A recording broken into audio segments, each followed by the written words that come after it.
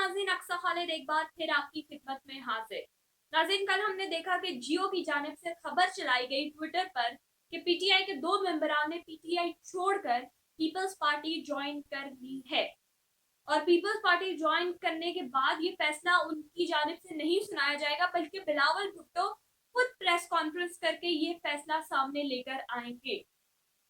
नाज़रीन, सबसे पहली बात तो ये कि उन दो मेंबरान ने पीपल्स पार्टी तो ज्वाइन की, लेकिन पीटीआई छोड़कर नहीं, बल्कि पीएमएलएन और एएनपी छोड़कर की।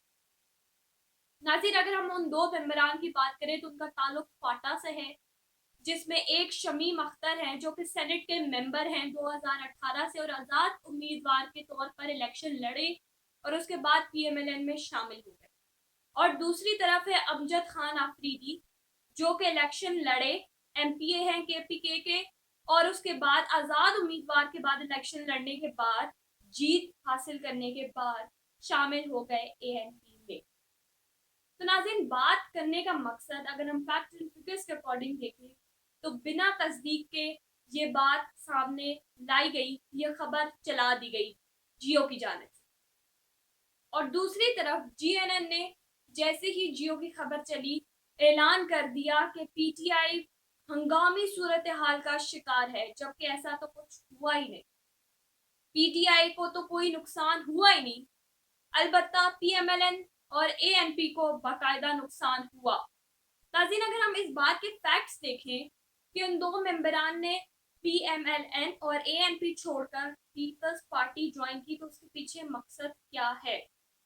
एक तरह से हम ये भी कह सकते हैं कि पीपल्स पार्टी क्योंकि पीडीएम का हिस्सा है, तो अपने ही इत्तेहादियों का वोट तोड़कर और अपनी गेम खेल रहा है, क्योंकि जरदारी साहब कभी भी पीएमएलएन के रहनुमाओं को आगे नहीं आने देंगे।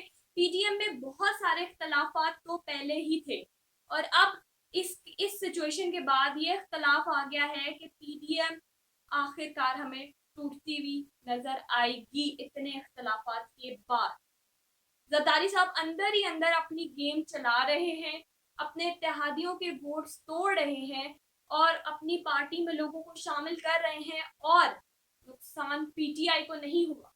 जो हंगामी सूरत हाल बनाई गई वो पीटीआई के लिए नहीं थी, वो सूरत हाल अगर क्रिएट हुई है तो वो महज सिर्फ और सिर्फ पीएमएलएन और एएनपी के लिए हुई है।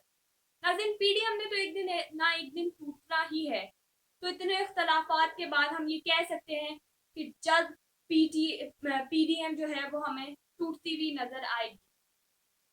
तो जरदारी साहब अपनी सियासत एक बार फिर करते हुए नजर आ रहे हैं और उनकी सियासत का हमेशा से यही रंग है कि अंदर ही अंदर वो चालू रहते हैं और लोगों के वोट्स तोड़ते हैं, लोगों के जो मेंबर्स हैं उनको तोड़कर अपनी तरफ ले आते हैं और एक बार फिर खामोशी से वही गेम खेली जा रही है।